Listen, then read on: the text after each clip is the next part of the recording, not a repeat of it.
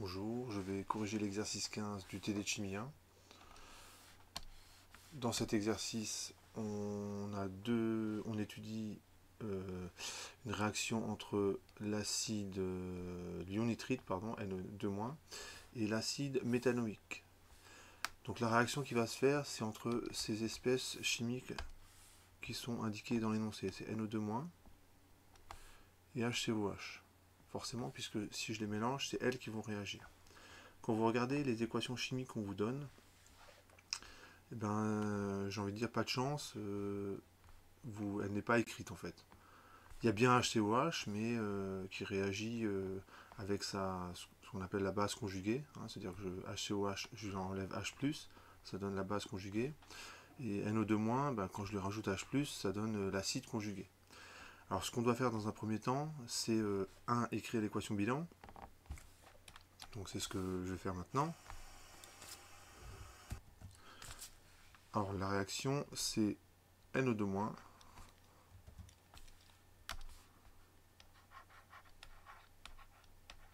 plus HCOH. Et ce que vont faire ces deux espèces, c'est s'échanger un proton. Donc ça fait HNO2. Donc en fait, le NO2- récupère un proton plus HCO-. Et je vais appeler cette constante-là K3. Donc je vais faire le tableau d'avancement. Voilà, j'ai fait le tableau d'avancement. Je précise que je travaille en mol dans ce tableau. Donc l'intérêt pour moi de travailler en mol, c'est que je tiens compte automatiquement de la dilution, hein, puisque je rajoute des quantités de matière, alors que si on travaille en concentration, on est embêté au début pour tenir compte de la dilution. Donc je trouve que c'est plus pratique à la fin de travailler en quantité de matière. Le problème, c'est que je ne connais pas K3. Ça n'apparaît pas ni là ni là. En fait, pour y arriver, ce qu'on va faire, c'est exprimer. En fait, K3 dépend simplement de K1 et de K2. Donc, ce que je vais faire, c'est que je vais écrire la loi d'action de masse pour cet équilibre-là. Donc, ça donne la loi d'action de masse à l'équilibre.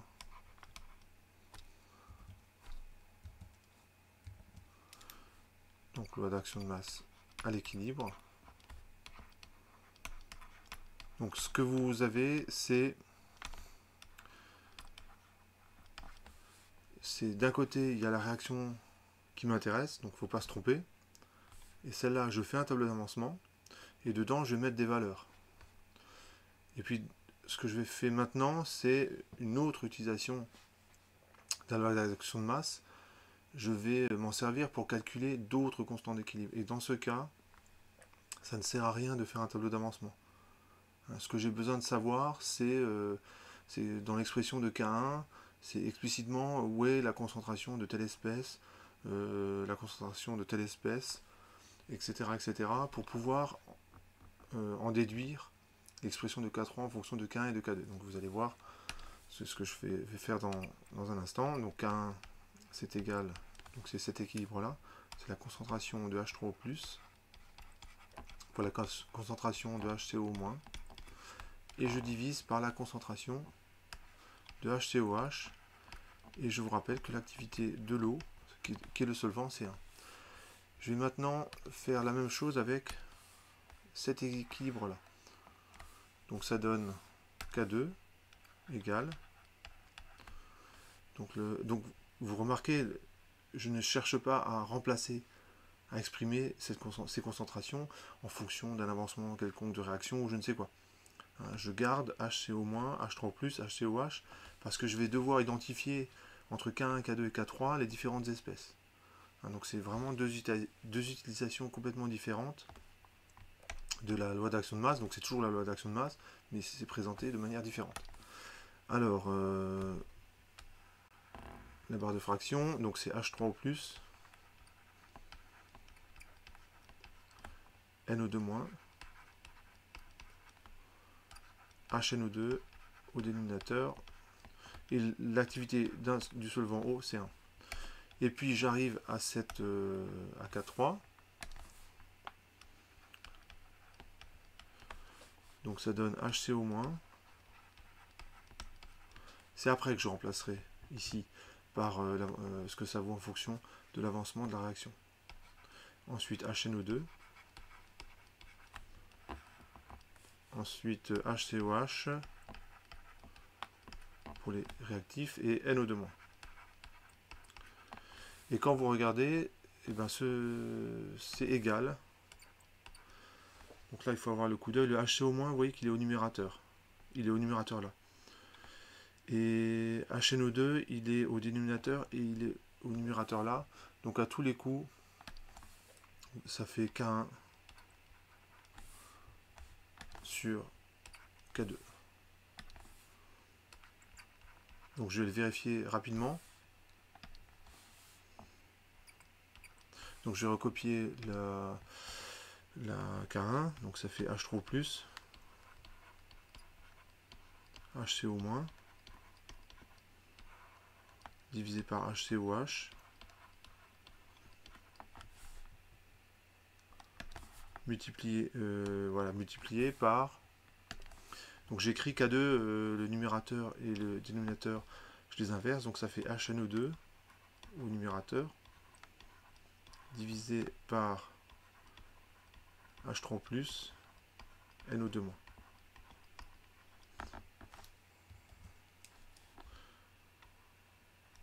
Et là, on peut simplifier. Le H3+ se simplifie et on regarde et on constate que c'est bien la même chose. Donc en faisant ça, je peux en déduire la valeur de K1, enfin de K3, pardon. Donc K1, c'est 10 puissance, les valeurs sont là, 10 puissance moins 3,8 sur 10 puissance moins 3,3. Donc c'est 10 puissance moins 3,8 sur 10 puissance moins 3,3. Et avec les propriétés des puissances, ça fait 10 puissance moins 0,5. Donc j'ai la valeur de K3. Donc cette partie-là, que je vais encadrer en jaune, donc ça fait l'objet voilà, j'ai répondu à cette question-là, en fait. Calculer sa constante d'équilibre. C'est un travail en soi qu'on fait à côté.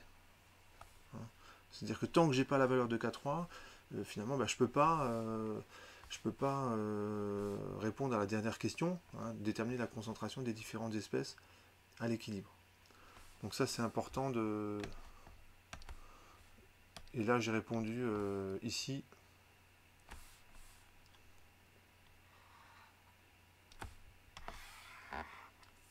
À la première partie de la question. Écrire l'équation bilan. Donc il y avait déjà moyen de se tromper en écrivant l'équation bilan. Donc là, il faut simplement lire l'énoncé, regarder quelles sont les espèces qui peuvent réagir, et puis essayer de ne pas se tromper, tout simplement. Une fois qu'on a fait ça, on a déterminé la constante d'équilibre, et enfin, on peut répondre à la question 2. Donc en fait, là, c'est la question 1 que j'ai faite. Question 2. Alors je vais quand même remplir le tableau d'avancement qui est juste au-dessus. Donc je regarde de quoi est fait la solution. Donc j'ai 50 cm3 à 0,01 mol par litre de NO2-. Donc ça fait 0,05 litres fois 0,1 mol par litre. Et ça fait donc 5 fois 10-3 mol. Ici, pour l'acide méthanoïque, j'ai 70 cm3, donc c'est 0,07 litres fois 0,2 mol par litre. Et ça fait cette fois de 14, ça fait 1,4 fois 10-2. Sauf erreur. Cette fois de 10-3, ouais c'est ça. HNO2 et HCO- sont pas présents. Je fais l'état final. 5 fois 10-3 moins x. 1,4 fois 10 moins 2 moins x, x et x. Et cette fois-ci, je vais réappliquer la loi d'action de masse, donc je vais refaire ceci, mais cette fois-ci, je remplace directement les concentrations de chaque espèce par leur dépendance en fonction de x. Donc je vois que c'est bien la loi d'action de masse, mais je l'utilise un petit peu différemment. Donc à l'équilibre, la constante d'équilibre K, ça vaut x, le volume total, je vais peut-être l'écrire ici, le volume total, c'est 0,12 litres. Alors vous faites le calcul, je mets 50 cm3 plus 70 cm3, ça fait 120 cm3, ça fait 0,12 litres.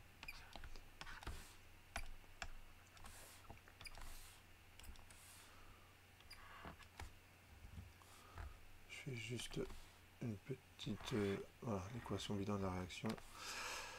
Voilà, alors donc on écrit la loi d'action de masse, donc ça fait x sur 0,12 fois l'activité de HNO2, donc c'est x sur 0,12, divisé par l'activité chimique de NO2-, donc c'est 5 fois 10 moins 3 moins x sur 0,12,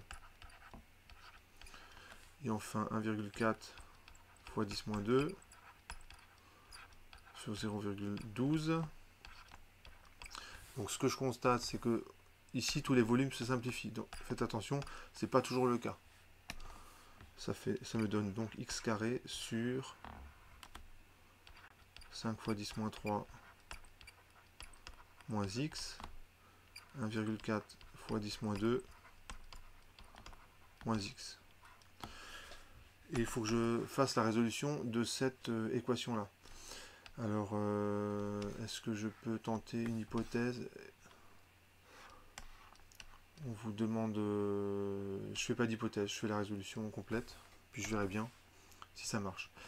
Donc cette fois-ci, on rentre dans une phase calculatoire, donc ça fait K 5 fois 10 moins 3 moins x, 1,4 fois 10 moins 2 moins x, c'est égal à x carré.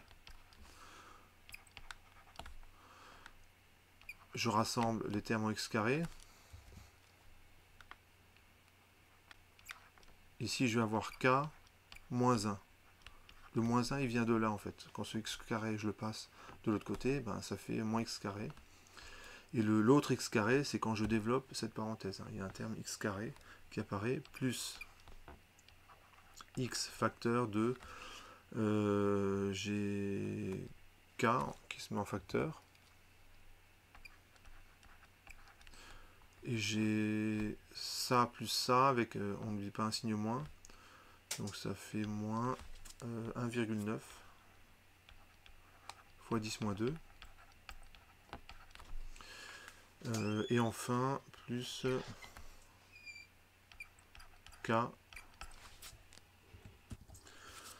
Donc, je dois calculer le dernier terme. Ça, et je trouve 7 fois 10 moins 5. Et ça fait 0. Donc, je vérifie que j'ai pas fait d'erreur. Hein. Quand je multiplie ça par ça, ça fait bien 5 fois 1,4, ça fait 7. 10 moins 5, normalement c'est bon. Donc je reconnais une équation du type ax carré plus bx plus c égale à 0. Donc a c'est ceci, b c'est ici, et c c'est tout ça. Et l'équation, hein, c'est ax carré plus bx plus c égale à 0. Donc ça, vous savez résoudre. Donc je vais calculer le discriminant et donner les solutions. Voilà, j'ai calculé le discriminant et les solutions. Je vous rappelle que je l'écris ici, les solutions, c'est delta cb carré moins 4ac Et les solutions x1 et x2, c'est moins b plus ou moins, donc c'est 1 et 2, racine de delta, et le tout divisé par 2a. Donc je mets en œuvre ce résultat-là. Quand je fais l'application numérique, je trouve delta qui vaut 9,6 fois 10 moins 5. Et je trouve x1 et x2. Alors j'ai une valeur négative, c'est moins, donc que je vais exclure. Parce que sinon je vais me retrouver dans le tableau d'avancement avec des quantités de matière négatives. Donc ça, x1, c'est exclu. Je ne peux pas avoir des quantités de matière négatives. Donc ça, je l'enlève. C'est impossible.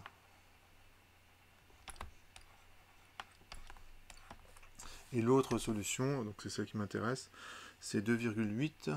Donc là j'ai arrondi, fois 10 moins 3 mol. Ça c'est ma solution.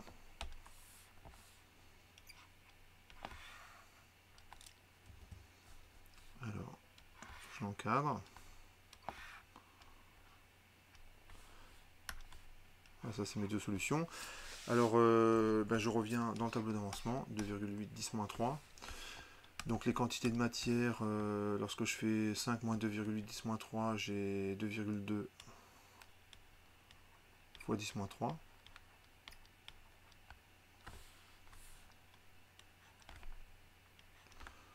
Donc voilà, j'encadre le résultat. Pour celui-là, j'ai 1,4 fois 2,8, 10 moins 3, ça fait 1,12, sauf erreur. C'est 4 moins 2,8, ça fait 1,12, ouais, c'est ça. 1,12. Je mets 1,1 fois 10 moins 2.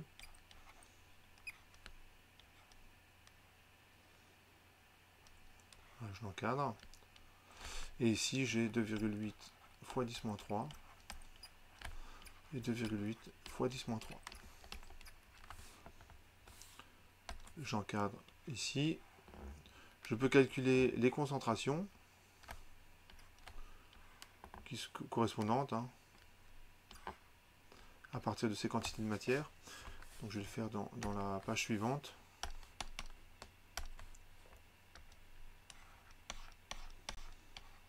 Et ça fera la conclusion de cet exercice. Donc j'ai les espèces chimiques, je vais commencer par dans l'ordre NO-, HCOH, NO-, NO2-, pardon, HCOH, et les deux autres espèces, HNO2 et HCO- ont la même concentration, parce que c'est les mêmes quantités de matière. Alors pour NO2-, je trouve 2,2 fois 10 moins 5 mol, et je divise par le volume, c'est 0,12, sauf erreur, c'est ça, 0,12. Il faudra faire une petite application numérique. Ici j'ai 1,1 fois 10 moins 2 divisé par 0,12, encore une petite application numérique à faire. Et ici j'ai 2,8 fois 10 moins 3 divisé par 0,12. Donc je vais faire les applications numériques. Alors voici les valeurs. Donc je trouve 0,018 mol par litre. Ici je trouve 0,092 mol par litre. Et là j'ai 0,023 mol par litre. Donc ça achève cet exercice. Alors ce que je vais rajouter, ce qui n'est pas demandé, c'est que je vais faire un petit calcul de pH. Donc c'est une question subsidiaire que je vais faire. Donc la question subsidiaire que je vais traiter maintenant, c'est le calcul du pH. Donc, question subsidiaire.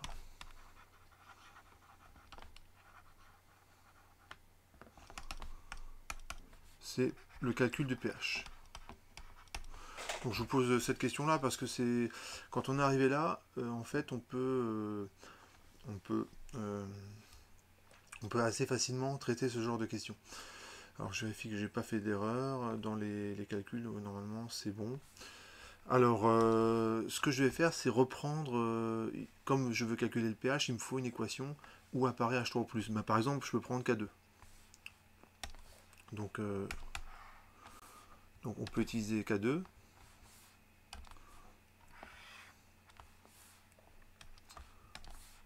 Voilà, on peut utiliser K2. Alors pourquoi on peut utiliser K2? Parce que à l'équilibre, toutes les lois d'action de masse, ou de toutes les équations chimiques où il y a tous les constituants présents, sont vérifiées.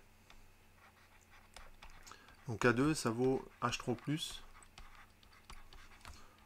NO2, NO2-, pardon, sur HNO2. Donc ce que je vais faire, c'est isoler H3+. Alors ça fait K2 fois HNO2 sur NO2-. Donc quand je fais donc là il faut faire une application numérique. Donc je trouve 6,4 fois 10-4 mol par litre. Donc j'ai plus qu'à calculer le pH. Vous voyez que ça va assez vite, hein, finalement. C'est moins log de la concentration de H3+. Et donc ça me donne, je vais faire l'application numérique. Voilà, j'ai fait l'application numérique, je trouve 3,2 pour le pH. Donc j'ai plutôt un pH acide. Et donc c'est pas très étonnant parce que quand vous regardez j'ai mis quand même pas mal d'acide méthanoïque par rapport à NO2- qui est une base. Donc finalement je suis pas étonné de trouver un pH à la fin qui est acide. Voilà pour cet exercice.